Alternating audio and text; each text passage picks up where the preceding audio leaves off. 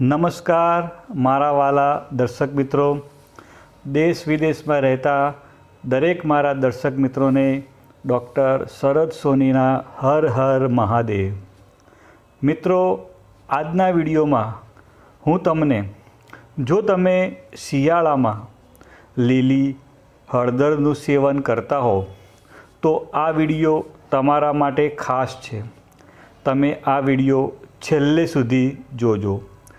આ વિડીયોમાં હું તમને લીલી હળદર ખાવાના ઔષધીય ગુણો, તેના ફાયદા અને કેવા કેવા વ્યક્તિએ લીલી હળદરનું સેવન ન કરવું જોઈએ એની હું તમને ખાસ માહિતી આપવાનો છું. તો મિત્રો, અત્યારે શિયાળાની શરૂઆત થઈ ગઈ છે, ઠંડી ચાલુ થઈ ગઈ છે અને સાથે સાથે લીલી હળદરનું પણ બજારમાં આગમન થઈ ગયું છે. તમને લોકોને ખ્યાલ હશે કે બજારમાં બે પ્રકારની લીલી હળદર મળે છે. એક છે પીળી અને બીજી છે સફેદ. જે સફેદ હોય છે એને આપણે આંબા હળદર તરીકે પણ આપણે ઓળખતા હોઈએ છીએ. બંને જે લીલી હળદર છે એની અંદર જે ઔષધીય ગુણો છે ને એ બંને એક સરખા જ છે. પણ સૂકી હળદર કરતાં લીલી હળદર અતિશય ગુણકારી છે. એટલે મિત્રો, કડકડતી ઠંડીમાં લીલી હળદર ખાવાના એટલા બધા ફાયદા છે. તમે તેને સલાડ તરીકે પણ ખાઈ શકો છો. અત્યારે તો લોકો લીલી હળદરનું શાક પણ બનાવે છે. અમારી બાજુ અત્યારે ઘીની અંદર લીલી હળદરનું જે શાક બનાવે છે એ શાક એકદમ ટેસ્ટી હોય છે. હવે મિત્રો, હું તમને એના ફાયદા વિશે વાત કરીશ. તો ફાયદા વિશે વાત કરતાં પહેલાં હળદરની અંદર એવા કયા કયા ઔષધીય ગુણો છે એની હું તમને વાત કરું તો હળદરની અંદર antioxidant, antiviral, antibacterial, anti fungal, anti carcinogenic અને એન્ટી ઇન્ફ્લામેટરી આટલી બધી પ્રોપર્ટીઓ અંદર રહેલી છે. આટલા બધા એના ગુણ છે. હવે આ બધા ગુણને આપણે નો ઉપયોગ કયા કયા રોગોમાં થાય છે તો એની હું તમને વાત કરીશ.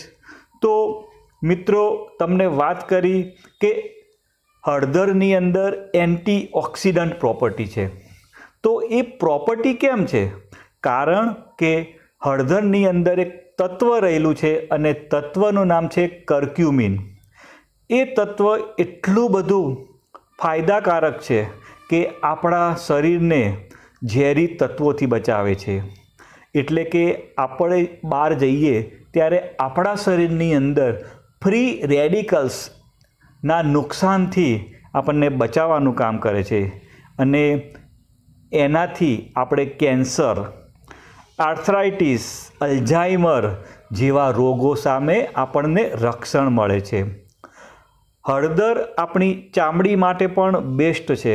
તમને ખ્યાલ હશે કે એ આપણી ચામડીનું ગ્લો વધારે છે તથા એની અંદર એન્ટી એજિંગ પ્રોપર્ટી છે. એટલે કે આપણા વૃદ્ધા અવસ્થાને પાછું ધકેલવામાં કામ કરે છે. આપણા ચામડીની કરચલીઓને દૂર કરે છે અને એને ડેમેજ થતાં એને બચાવે છે. હવે આપણે વાત કરીએ કે લીલી હળદર એ આપણા શરીરની અંદર રોગ પ્રતિકારક શક્તિ વધારવાનું કામ કરે છે. એ ખાઈએ એટલે આપણા શરીરની અંદર ખૂબ જ રોગ પ્રતિકારક શક્તિ વધે છે, જેના લીધે આપણને બહારથી કોઈ પણ ઇન્ફેક્શન આપણા શરીરમાં આવી શકતું નથી. અને ખાસ કરીને અત્યારે શિયાળાના સિઝનમાં ગળાની ઇન્ફેક્શન બહુ જ જોવા મળતી હોય છે. તો ગળાના ઇન્ફેક્શનમાં લીલી હળદરનો ઉપયોગ ખૂબ જ ફાયદાકારક સાબિત થયો છે. મિત્રો, સંશોધનોએ સાબિત કર્યું છે કે લીલી હળદરની અંદર લિપોપોલિસેચ્યુરાઇડ નામનું તત્વ છે. જે તત્વ આપણા શરીરમાં આપણી ઇમ્યુન સિસ્ટમને ખૂબ જ મજબૂત કરે છે, જેથી જે ખરાબ બેક્ટેરિયા છે, જે રોગકારક બેક્ટેરિયા છે, એને આપણા શરીરમાંથી દૂર કરવા માટે એક કામ કરે છે, જેના લીધે એ આપણે ખાઈએ તો આપણા શરીરની રોગ પ્રતિકારક શક્તિના લીધે આપણને શિયાળામાં અલગ અલગ બીમારીઓથી આપણને રક્ષણ મળે છે, તથા તેની અંદર એન્ટી ફંગલ પણ ગુણ હોવાથી જે ફંગલના ઇન્ફેક્શનનો જે ખતરો છે એ પણ આપણને બચાવે છે. મિત્રો, ઇંગ્લેન્ડમાં તાજેતરમાં જ એક સંશોધન થયું છે અને એની અંદર જે કર્ક્યુમિન નામનું તત્વ છે ને એ ઇસોફેજલ એટલે કે અન્નનળીનું કેન્સરના જે કોષ છે એને નાશ કરવા માટે ખૂબ જ ફાયદાકારક સાબિત થયું છે. એટલે કે કેન્સરના કોષને પણ કર્ક્યુમિન નામનું તત્વ જે હળદરની અંદર છે એ કેન્સરના કોષને નાશ કરવામાં પણ ફાયદાકારક સાબિત થયું છે. મિત્રો, હળદરની અંદર ખૂબ જ માત્રામાં આયરન જોવા મળે છે, જે આપણા શરીરમાં લોહીની અંદર હિમોગ્લોબિનની ટકાવારી વધારવાનું કામ કરે છે, જે લાલ રક્તકણોના ઉત્પાદનમાં વધારો કરે છે.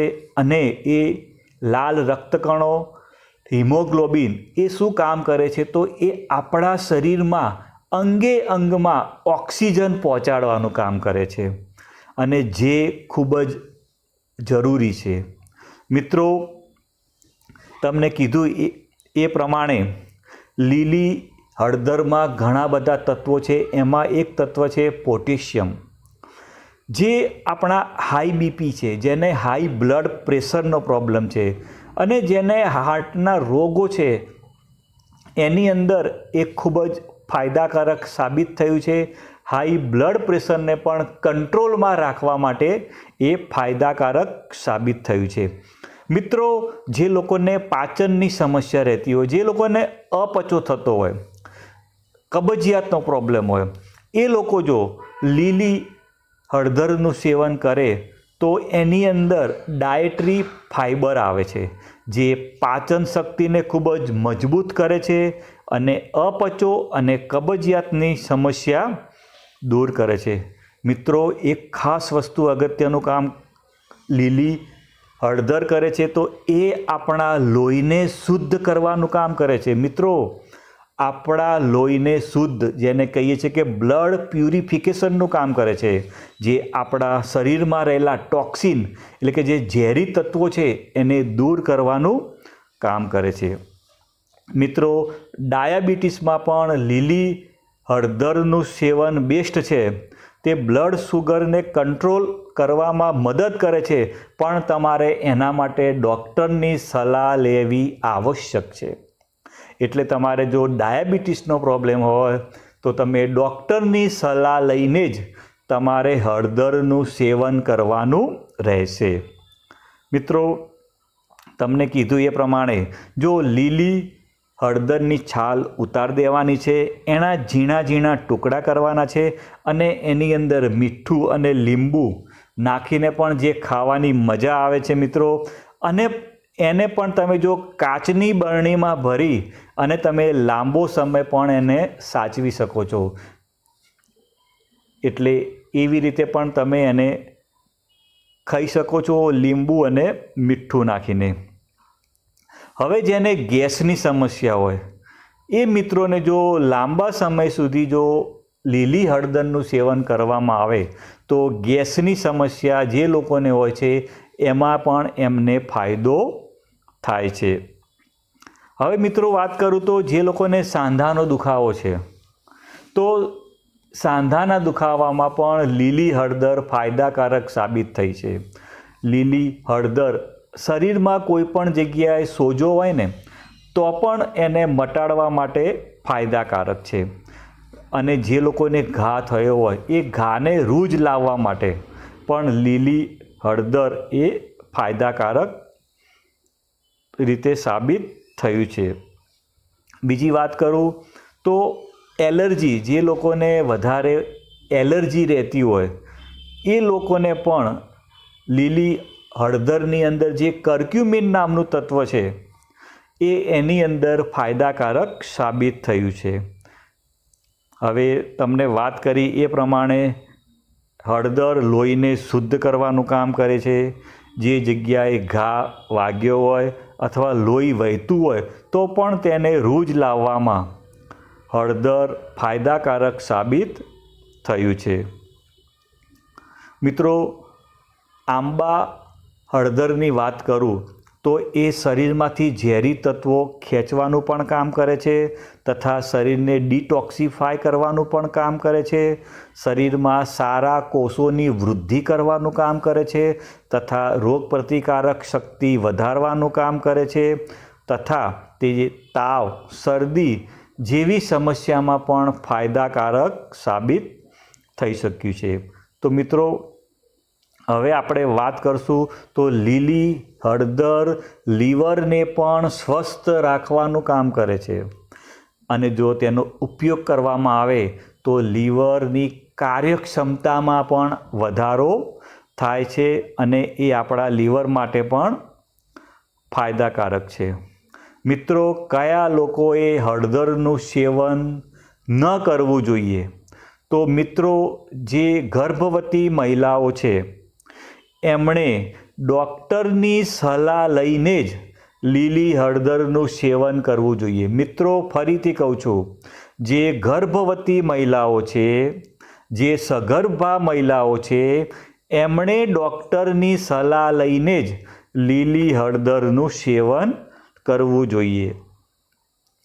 જે વ્યક્તિની સર્જરી થવાની હોય એ વ્યક્તિએ લીલી હળદરનું સેવન કરવાનું નથી.